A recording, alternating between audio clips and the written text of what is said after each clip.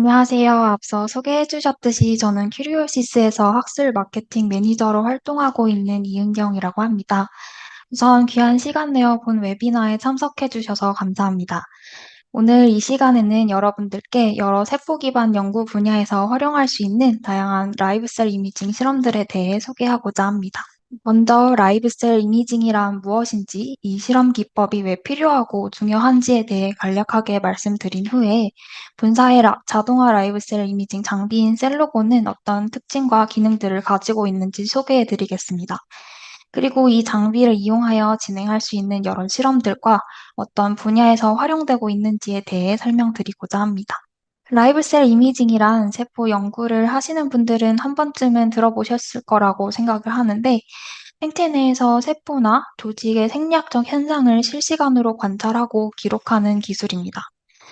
아래 영상과 같이 세포가 분열하고 성장하는 과정뿐만이 아니라 세포의 움직임, 특정한 신호 전달, 또는 아래와 같이 다른 세포와의 상호작용 등과 같은 여러 가지 세포들의 행동들을 실시간으로 관찰하고 연구할 수 있습니다.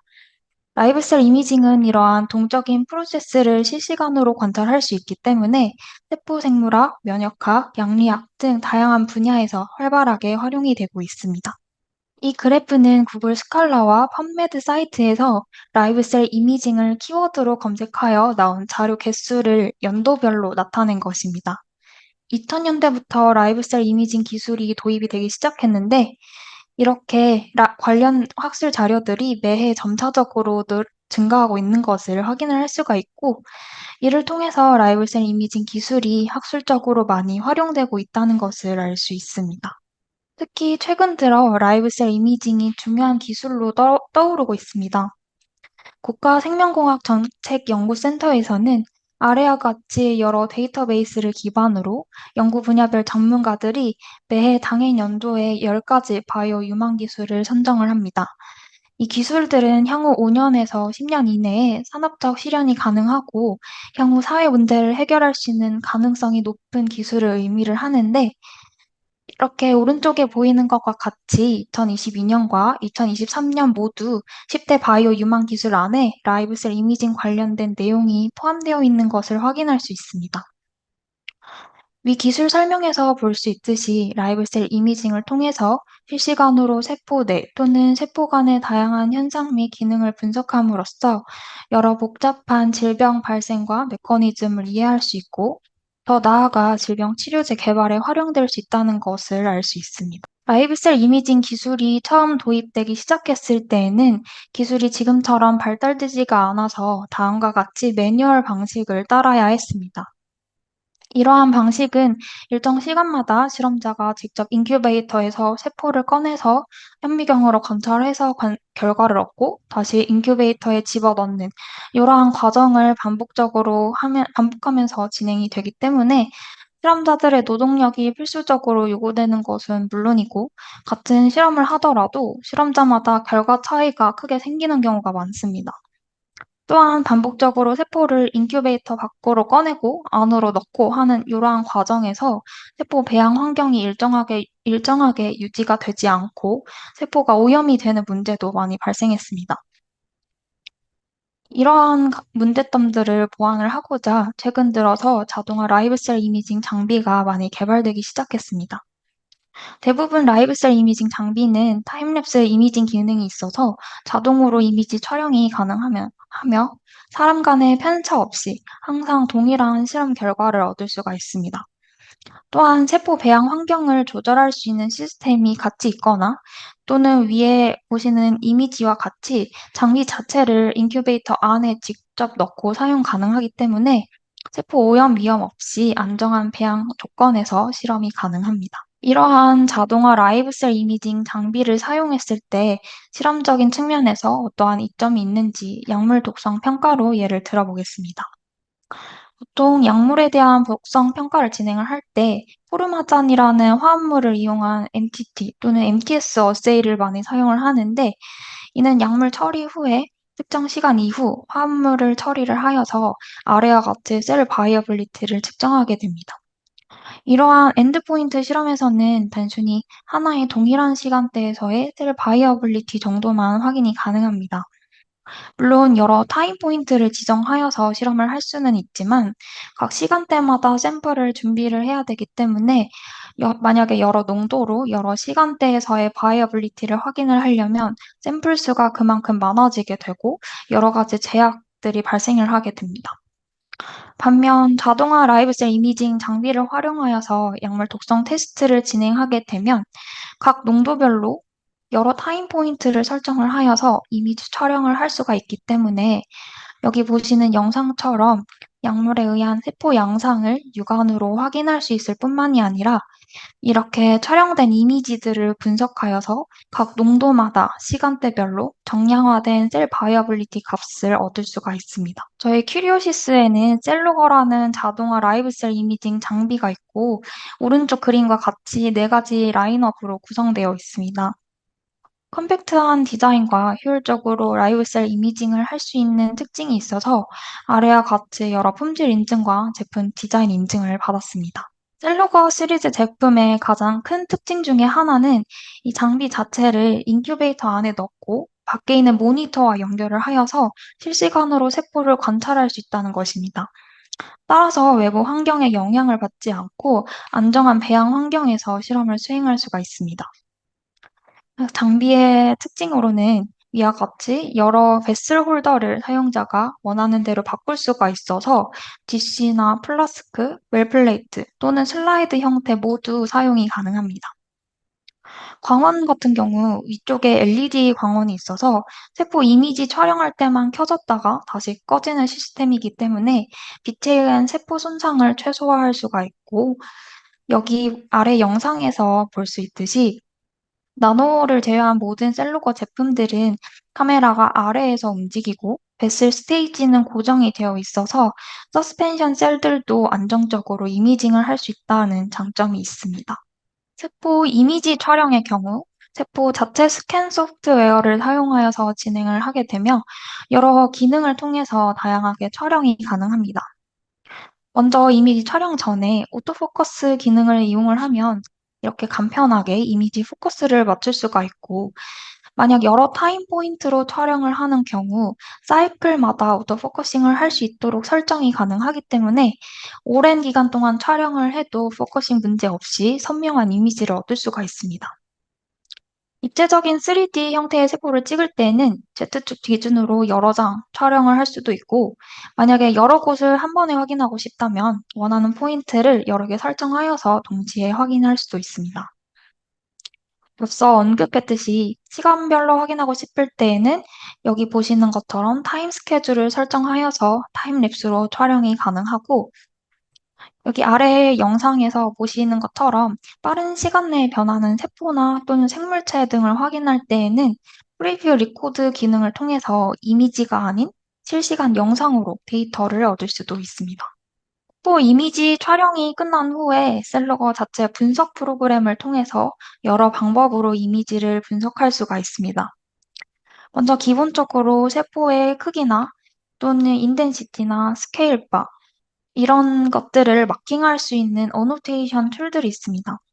이를 이용하여서 특정 세포 사이의 거리를 측정한다거나 혹은 오른쪽과 같이 약물 처리 농도에 따른 이 스페로이드 사이즈를 측정하는 도구로서도 사용이 가능합니다. 가장 많이 활용되는 기본적인 분석 기능 중에 하나로서 세포의 분포 정도를 측정하는 셀 컨플루언시와 형광의 발현 세기를 측정할 수 있는 플로레센스 인텐시티 기능이 있습니다.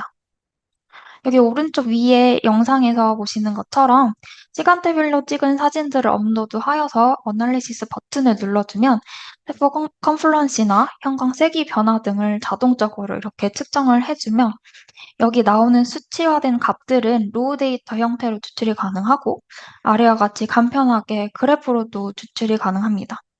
이러한 기능을 이용하여서 셀 프로리퍼레이션 어세이나 온딜링 어세이와 같이 세포 증식 또는 세포 이동 정도를 확인할 수 있는 여러 실험들을 간편하게 수행할 수가 있고 아래와 같이 형광 물질을 이용하여서 특정 유전자의 발현 정도나 독성 정도를 확인할 수 있는 실험들도 간편하게 진행하고 분석할 수가 있습니다. 만약 넓은 범위를 한눈에 보고자 할 때에는 위와 같이 여러 장의 이미지를 촬영을 한 후에 스티칭 기능을 사용하면 아래와 같이 하나의 큰 이미지를 얻을 수가 있습니다. 오른쪽 데이터처럼 특정 유전자의 트랜스펙션 효율을 전반적으로 확인하고 분석할 때 유용하게 활용을 할 수가 있습니다. 이 외에도 이제 원하는 ROI를 지정을 하여서 해당 영역에서의 형광 인텐시티 값을 측정을 하거나 또는 형광 발현하는 이런 세포들을 자동적으로 카운팅할 수 있는 기능들도 있어서 사용자가 진행하는 실험에 맞게 앞서 설명드린 기능들을 활용을 한다면 간편하게 이미지를 분석할 수가 있습니다.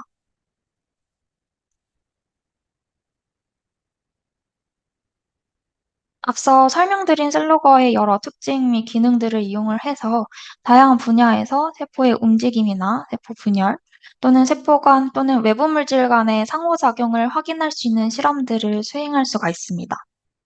여기 적혀져 있는 어플리케이션들은 셀로거를 이용하여서 진행할 수 있는 대표적인 어플리케이션이며 오늘은 이 중에서 세 가지 분야. 첫 번째로는 셀 마이그레이션, 다음에는 셀 데스, 그리고 셀 디비전에서 활용할 수 있는 라이브 셀 이미징 실험들에 대해 설명을 드리고자 합니다. 먼저 온두힐링 어세이의 경우 보통 외부 자극이나 약물 또는 특정 유전자에 의한 세포의 마이그레이션 정도를 확인할 수 있는 대표적인 실험으로서 위 그림과 같이 세포가 배양된 플라스크 표면에 스크래치를 만든 후에 일정 시간 동안 세포가 어느 정도 이동하였는지를 측정을 합니다. 오른쪽에 보이는 영상은 네 가지 세포주에서의 온두힐링 정도를 셀로거 장비로 비교한 결과입니다.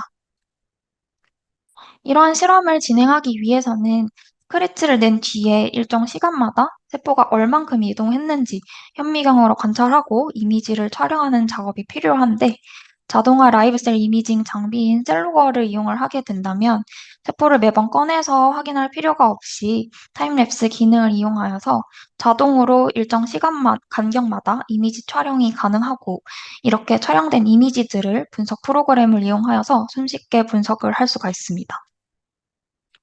아래의 자료는 2022년 논문에 게재된 데이터로서 캔서 어소시에이티드 파이버블라스트인 카프의 E2 시그널링, 특히 CD147에 의해서 게스트릭 캔서셀 마이그레이션이 활성화된다는 것을 온두힐링 어세이를 통해 보여주었습니다. 왼쪽에 기재된 것과 같이 게스트릭 캔서셀인 NKN1 세포를 24웰 플레이트에 꽉 채워서 키운 후에 중앙에 스크래치를 낸 뒤 E2 시그널링이 억제된 캐프 실험, 그리고 레스큐 그룹에는 CD147을 추가로 처리한 후에 셀로거 장비로 48시간 동안 촬영을 진행하였습니다. 오른쪽 이미지에서 볼 수 있듯이 E2 시그널링이 억제된 카프 실험을 처리한 그룹에서는 컨트롤 그룹에 비해서 셀 마이그레이션 정도가 적은 것을 확인을 할 수가 있으며 레스큐 그룹인 CD147을 추가로 처리를 한 그룹 같은 경우는 컨트롤 그룹과 비슷한 정도로 셀 마이그레이션 정도가 회복이 된 것을 확인할 수가 있습니다. 이렇게 촬영된 이미지들을 셀로거 분석 프로그램에서 셀 컨플루언시 측정을 통해서 오른쪽 그림과 같이 셀 마이그레이션 정도를 간편하게 정량이 가능합니다. 이전에는 세포 독성 메커니즘이라고 하면 크게 네크로시스 또는 에이팝토시스로 나뉘었지만 최근 들어 연구가 많이 진행이 되면서 위 그림과 같이 여러 외부 또는 내부적인 요인들로 인해서 다양한 세포 사멸 경로로 나뉘어지고 있습니다. 예를 들어보자면 에이팝토시스 같은 경우에는 캐스페이즈나 백스와 같은 BCL2 계열 단백질들에 의해서 세포 사멸이 조절이 되는 반면에 피롭토시스 같은 경우는 염증성 세포 사멸 과정 중의 하나로서 이 인플라마좀에 의해서 게스터린 E가 활성화되면서 세포 사멸이 유도가 되는 메커니즘입니다. 이처럼 각각의 세포 사멸 메커니즘마다 관여하는 물질들이 다르고 오른쪽 그림과 같이 세포 사멸 중에 나타나는 셀 몰폴로지도 조금씩 차이가 있습니다. 따라서 이렇게 세포 독성 메커니즘 연구에 라이브셀 이미징 기술을 접목시킨다면 세포 사멸 과정이 발생하는 동안에 세포 내부 또는 주변 환경의 변화를 실시간으로 관찰할 수가 있으며 다양한 조건에서의 세포 사멸 경로 차이를 이해하는 데 큰 도움이 됩니다. 그중 가장 대표적인 에이파토시스 어세이를 셀로거 장비로 진행한 실험에 대해 소개를 해드리자면, 에이파토시스는 앞서 언급을 했듯이 캐스페이즈와 BCL2 단백질들에 의해 조절이 되는 세포 사멸 과정으로서 특히 암 발생 과정과 매우 밀접하게 연관이 되어 있기 때문에 새로운 항암제를 개발하는 과정 중에서 타겟 후보 물질의 독성을 확인하는 방법으로 많이 진행이 되고 있습니다. 보통 어이팍토시스 어세이를 수행을 할 때 대표적 마커인 언핵신 5를 타겟을 하여서 플로우 사이토메트리와 같은 엔드포인트 방법으로 많이 진행을 하고 있는데, 이 방법은 디텍션 하기 전에 세포를 픽싱하고 워싱하는 등의 여러 가지 과정이 필수적으로 요구가 되면 단순히 특정 시간에서의 에이팝토틱 셀 비율이 어느 정도인지만 확인이 가능합니다. 하지만 라이브셀 이미징 장비를 사용을 하여서 에이팝토시스 어세이를 수행을 하게 되면 이처럼 매우 간단한 스텝으로 에이팝토틱 셀 비율을 시간대별로 확인할 수 있을 뿐만이 아니라 세포가 수축하고 형태가 변하는 것까지 모두 관찰이 가능합니다.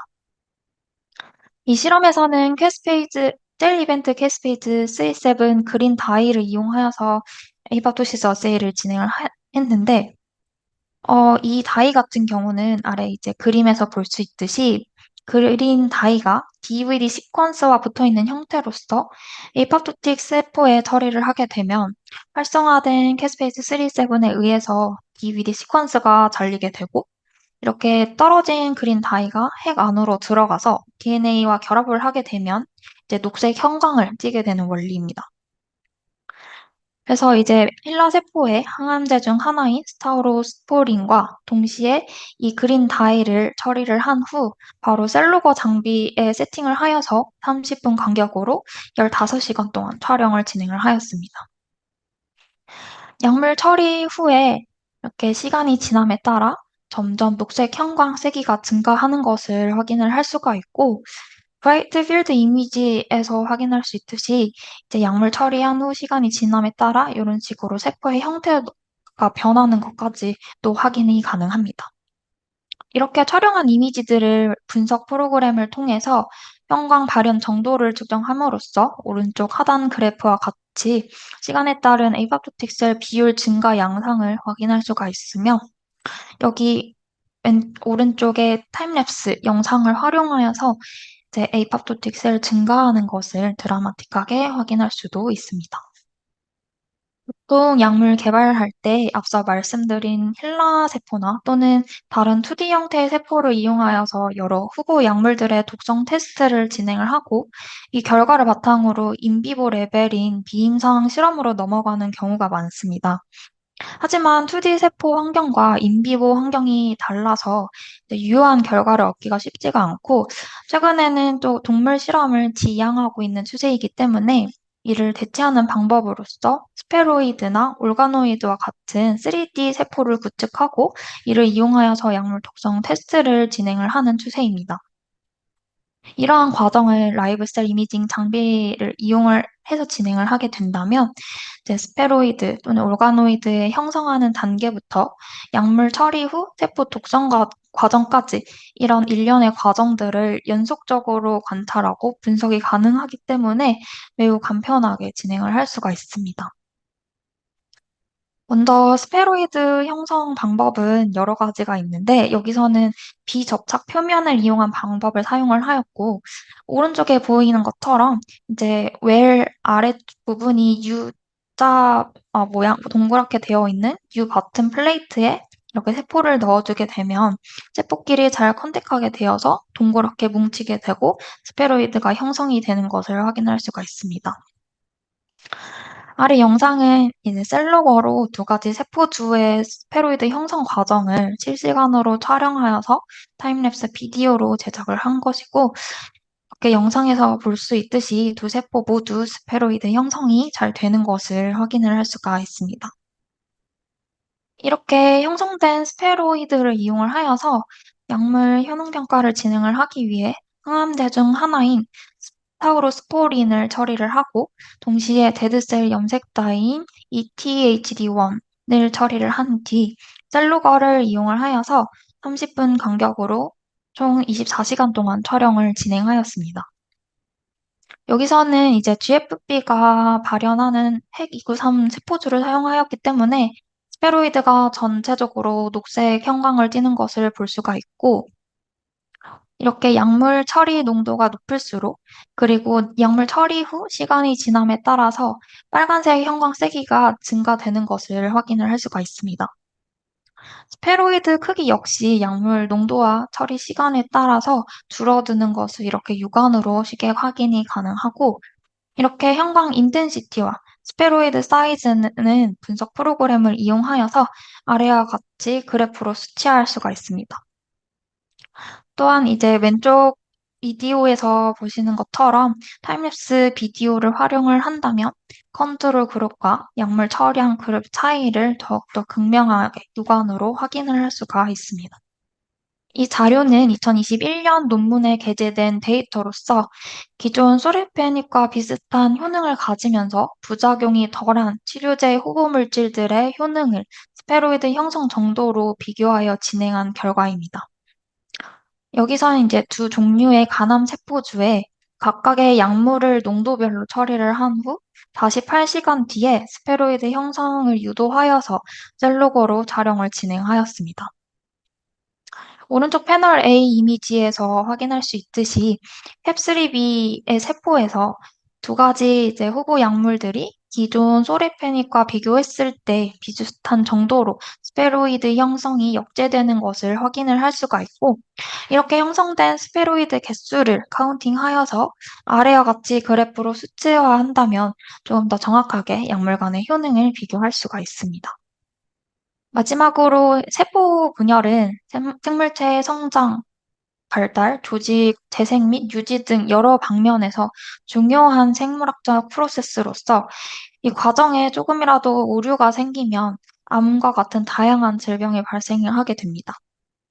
따라서 왼쪽에 보이는 일러스트 그림처럼 세포 분열에 관여하는 여러 단백질들을 타겟하여서 항암제 개발이 활발하게 진행이 되고 있고, 이러한 항암제들의 효능을 평가할 때 라이브셀 이미징을 활용한다면 해당 약물이 세포 분열 과정에서 어떻게 작용하는지를 실시간으로 관찰하고 분석할 수가 있습니다. 이 실험의 경우 마이크로튜블의 폴리머라이제이션을 방해하는 약물인 노코다조를 처리를 하여서 마이토시스 어레스트를 보여주는 실험으로 H2B에 GFB가 태깅이 된 힐라셀라인을 사용을 하여서 진행을 하였습니다. 여기서 H2B의 경우는 여기 이미지에서 볼 수 있듯이 염색체의 구성 요소 중 하나인 히스톤 단백질로서 이제 아래와 같이 초록색으로 보이는 부분은 염색체라고 보시면 됩니다.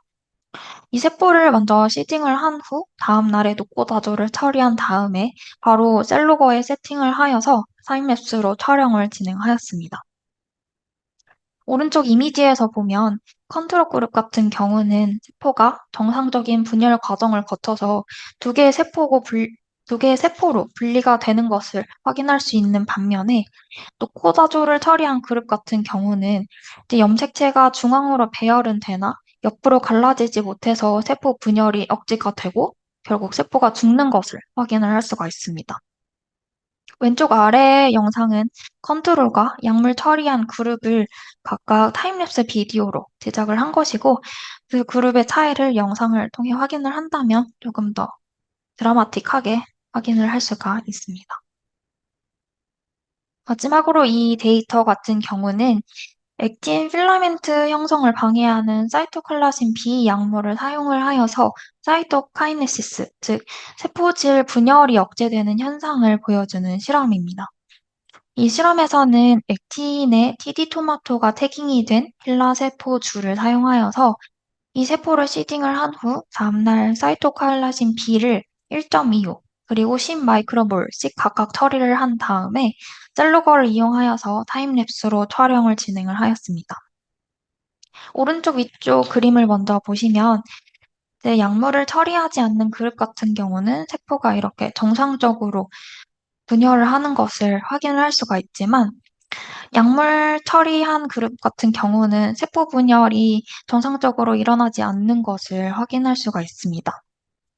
또한 약물 처리 농도에 따라서도 세포의 형태가 다르게 변하는 것을 확인할 수가 있는데, 먼저 1.25 마이크로몰, 즉 저농도로 처리한 그룹 같은 경우 이제 핵은 정상적으로 분열이 되나 세포질이 분열이 되지 않아서 이렇게 한 세포 안에 여러 개의 핵이 관찰이 되는 멀티뉴클레이티드 셀이 보이는데, 이제 10 마이크로몰로 처리한, 즉 높은 농도로 처리한 그룹 같은 경우는 세포가 세포질이 완전히 라운딩업이 되어서 세포 형태가 망가지는 것을 확인을 할 수가 있습니다.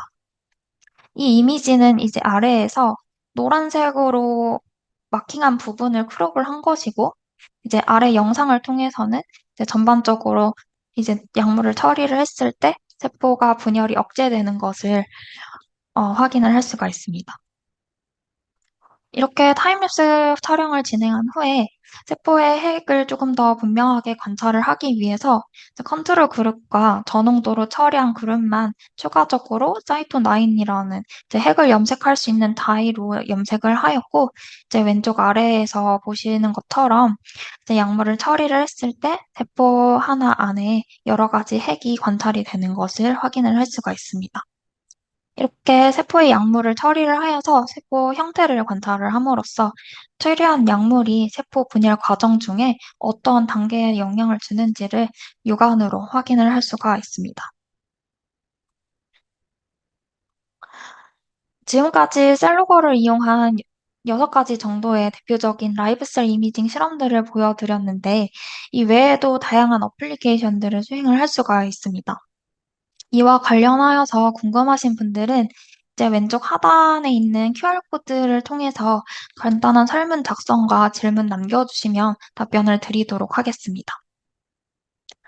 마지막으로 셀로거 제품들에 대해 소개를 해드리자면, 이제 위와 같이 각 장비별로 대표 특징들이 있어서 연구원들이 하고자 하는 실험에 맞게 기기를 선택하여서 사용이 가능합니다. 먼저 셀로거 나노 같은 경우에는 A4용지 절반 정도로 아주 컴팩트한 사이즈이기 때문에 인큐베이터뿐만이 아니라 클린벤치 등 여러 장소로 이동하여서 간편하게 사용이 가능합니다.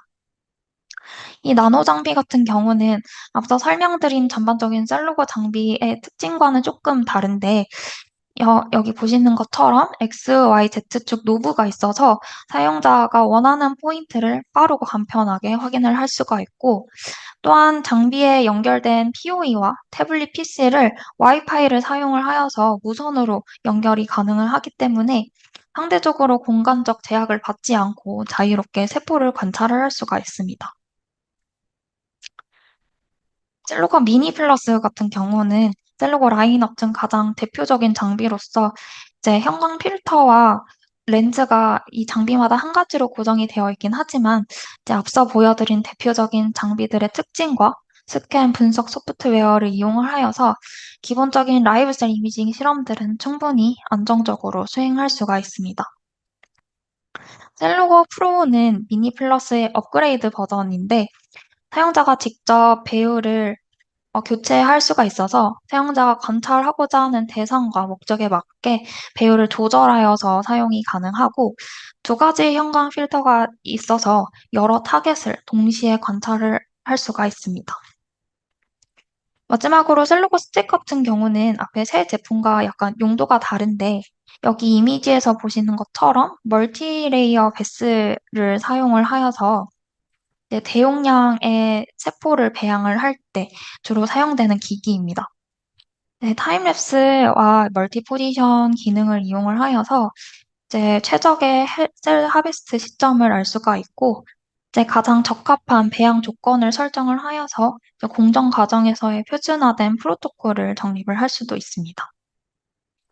오늘 세미나에 참석해 주신 분들께 무료로 이렇게 4가지의 셀로거 장비를 데모할 수 있는 기회를 제공을 해드릴 예정이어서, 이 장비에 관심이 있으신 분들은 마찬가지로 아래 QR코드로 실제로 저희 큐리오시스는 국내 회사로 여러 생명과학 실험 기기들을 제조하고 있습니다. 앞서 설명드린 라이브셀 이미징 장비 이외에도 셀 카운팅 장비, 그리고 조직 샘플을 자동으로 스캔할 수 있는 의료 장비, 그리고 첩보를 농축할 수 있는 일회용 칩 등이 있습니다.